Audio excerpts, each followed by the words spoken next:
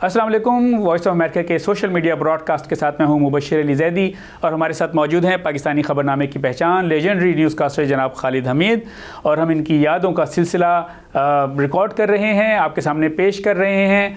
اور آج ہم نے جس موضوع کا انتخاب کیا ہے وہ ہے ثریا شہاب کی زندگی. ان کا حال ہی میں انتقال ہوا ہے اور خالد صاحب نے ان کے ساتھ بلیٹنز کیے ہیں, تو ہم ان سے پوچھتے ہیں ثریا شہاب کے بارے میں. سر, سب سے پہلے کب آپ کی ثریا شہاب سے ملاقات ہوئی, اور کیا پہلے سے آپ انہیں جانتے تھے؟ نہیں, پہلے سے میں جانتا نہیں تھا, اور آج ان کا ذکر کرتے ہوئے بڑا میں غمزدہ ہوں. افسوس ہو رہا ہے کہ وہ اس دنیا میں نہیں ہیں. میں انہیں سنا کرتا تھا ریڈیو پہ.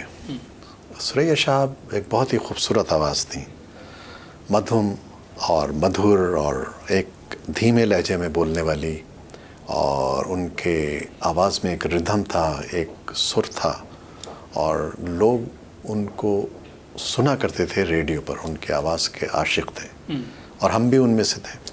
وہ کہتی تھیں یہ آواز کی دنیا کے دوستو, یہ ریڈیو ایران زاہدان ہے. اور ان کا اس وقت جو ریڈیو اتنا پاپولر تھا, جیسے امین سیانی ریڈیو سیلون سے کرتے تھے, اسی طرح آل انڈیا ریڈیو کے کچھ پروگرامز ہوتے تھے, اور پھر پاکستان کے جو کراچی کے, تو یہ اس معیار کی وہ اناؤنسر تھیں. تو ہمیں پتہ لگا کہ ثریا شہاب جو ہیں پاکستان آ رہی ہیں. میں اس وقت خبریں پڑھتا تھا, خبر نامہ میں نے شروع کر دیا تھا, تو پتہ لگا کہ جی وہ آنے والی ہیں. اور یہ تو ہم بڑے بےتاب تھے کہ وہ آئیں گی تو ہم انہیں دیکھیں گے, ملیں گے ان سے, کیسا بولتی ہیں, کیا کرتی ہیں. تو ایک دن میں اپنے نیوز روم میں پہنچا تو مجھے کسی نے کہا کہ وہ ثریا شہاب آئی ہیں. میں نے کہا کہاں ہیں؟ فوراً بڑا بےتاب ہو گیا. میں نے کہا مجھے ملنا ہے ان سے. تو کہنے لگے وہ آج خبریں پڑھیں گی تمہارے ساتھ, اور ابھی آتی ہیں, وہ ڈائریکٹر صاحب کے پاس بیٹھی ہیں. خیر وہ تھوڑی دیر میں ثریا شہاب آ گئیں, ساڑی پہنی ہوئی, بڑی خوبصورت, بہت اچھی پرسنالٹی ان کی ماشاءاللہ. تو انہوں نے بتایا, لوگوں نے تعارف کرایا میرا, تو بہت خوش ہوئی. اور پہلے دن سے ہی انہوں نے مجھے بالکل چھوٹے بھائیوں کی طرح, ان کا بیٹے کا نام بھی خالد ہی ہے جی ماشاءاللہ, وہ اسلام آباد میں ہے, تو وہ مجھے پھر بہت ہی پیار کرتی تھیں, اور بہت ہی ان کا مشفقانہ انداز تھا. تو خبروں میں پھر وہ آئیں, اور ماشاءاللہ وہ آئیں اور چھا گئیں, کیونکہ ان کا تجربہ بہت تھا. بہت چھوٹی عمر میں چلی گئی تھیں, 13-14 سال کی عمر میں وہ ریڈیو ایران زاہدان چلی گئی تھیں, اور شادی بھی ان کی جلدی ہو گئی تھی. تو ان کا وہ تجربہ تو تھا پڑھنے کا, لیکن بہت محنتی خاتون تھی. آ کر اپنا بلیٹن بہت ایک ایک لفظ اس کو دیکھنا, اس کو سمجھنا, اور پھر یہ کہ ان کو خبروں کی پہچان تھی, مطلب اپنا مطالعہ ان کا بہت تھا, نیوز سینس تھا. جی, یہ مطلب یہ نہیں تھا کہ آ کے بس ایسے بلیٹن پڑھ دیا, پتہ نہیں کچھ, لیکن وہ پڑھتی تھیں باقاعدہ, نیوز سے ان کا تعلق رہتا تھا. تو اور شکل ان کی ماشاءاللہ فوٹوجینک تھی, تو اس لیے اسکرین پہ بہت خوبصورت آتی تھیں. اور میں نے کبھی میرے ساتھ وہ پڑھتی تھیں, میں نے کبھی ان کو غلطی کرتے نہیں دیکھا. کبھی یہ نہیں کہا کہ معاف کیجیے گا مجھے یہ غلط, یا یہ کہ کوئی ایسا لفظ, کوئی ایسا بلنڈر وہ کر گئی ہوں جو کہ جس پہ بعد میں شرمندگی ہو, یا کسی کوئی کہے کہ صاحب آپ نے یہ کہا. یہ ان کی خوبی تھی, اور بہت محنت سے آتی تھی. اچھا, بڑی ملنسار بہت تھیں, بڑی اچھی عادت کی تھیں, کسی سے کوئی لڑائی جھگڑا نہیں, کچھ نہیں, بڑی محبت سے ہر ایک سے, اور ہنسمکھ تھیں, ہنستی رہتی تھیں, آتی تھیں, رضی صاحب, عارف صاحب, یہ صاحب, مجھے اس طرح کر کے بات کرتی تھیں. اور تو مجھے تو خالد, ہاں خالد چھوڑو, یہ تم یہ کر لو, یہ کر لو, بس وہ اس طرح کر کے, بہت چھوٹا سمجھ کے, حالانکہ میں کوئی اتنا چھوٹا بھی نہیں تھا ان سے, لیکن بہرحال وہ بڑی محبت سے. تو انہوں نے پھر ہمارے ساتھ کئی سال خبر نامہ پڑھا. اس کے بعد ان کا BBC جانے کا سلیکشن ہو گیا, تو BBC چلے گئی. ہمیں بڑا افسوس ہوا کہ ہماری بہت اچھی ساتھی BBC چلی گئیں. جب وہ آئیں اور PTV پر مستقل ہوئی تو ان سے پہلے کون مستقل طور پہ خبریں پڑھ رہا تھا؟ ہمارے ساتھ اس وقت ستارہ زیدی تھیں جو ان کی ہم اثر تھیں, اور ستارہ زیدی کے بعد پھر ایک ارجمند شاہین جی ہماری ساتھی آئیں، وہ بھی بڑی اچھی آواز اور بڑا. ستارہ زیدی تو خیر بہت ہی یعنی ایک منجھی ہوئی نیوز کاسٹر تھیں اور صداکار تھیں ریڈیو کی، ٹیلی ویژن کی، تو وہ ہمارے ساتھ تھیں. اس کے بعد ارجمند شاہین ایک اچھا اضافہ تھا، وہ بھی بڑی خوبصورت ان کی آواز تھی اور بڑا نیچرل سا ان کا انداز تھا. اور پھر کچھ عرصے کے بعد مہاپارہ زیدی نے جوائن کیا. مہاپارہ صفدر جو تھیں وہ صفدر ہمدانی ہمارے دوست ہیں، ان کی بیگم تھیں اور مصطفیٰ علی ہمدانی کی بہو تھیں. تو ایک وہ اچھے گھرانے سے ان کا تعلق تھا. مصطفیٰ علی ہمدانی تو ظاہر ہے ریڈیو پاکستان لاہور کے بہت بڑے اناؤنسر رہے اور پہلی اناؤنسمنٹ پاکستان ریڈیو پاکستان کی انہوں نے کی تھی.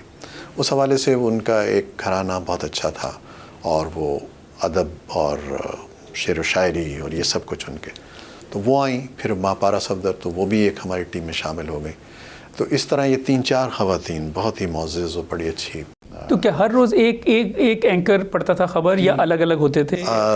روزانہ تقریباً پڑھتے تھے. اصل میں ہمارے خبرنامہ تو ایک ہی ہوتا تھا، تو اس میں انہوں نے جوڑے سے بنا دیے تھے، ایک مرد ایک عورت.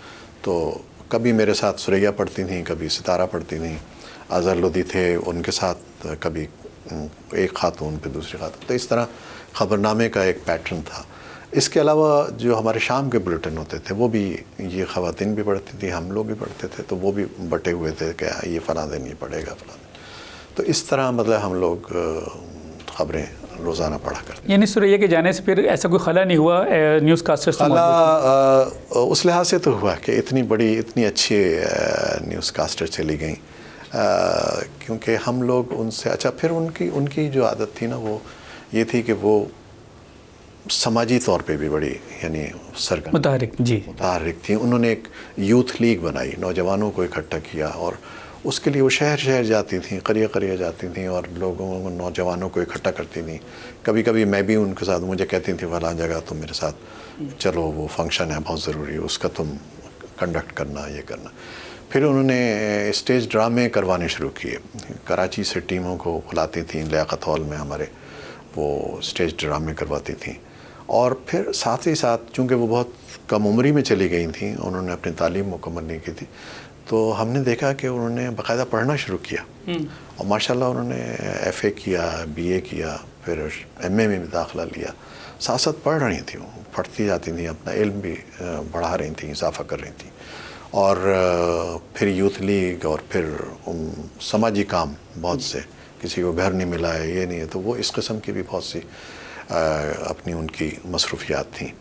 تو ایک بہت وسیع حلقہ ان کا ہو گیا تھا اور تھوڑے عرصے میں ہی انہوں نے بہت اپنا حلقہ بڑھا لیا تھا اور ظاہر ہے لوگ ان کی بڑی عزت بھی کرتے تھے اور نام بھی جانتے تھے ان کا. میں نے سنا ہے 85 میں وہ شاید BBC چلی گئی تھیں، تو پھر وہاں پہ وہ کتنا عرصہ رہی اور آپ کو کوئی رابطہ رہا ان سے؟ ہاں 85 میں وہ وہاں چلی گئیں اور تقریباً 4-5 سال انہوں نے وہاں کام کیا.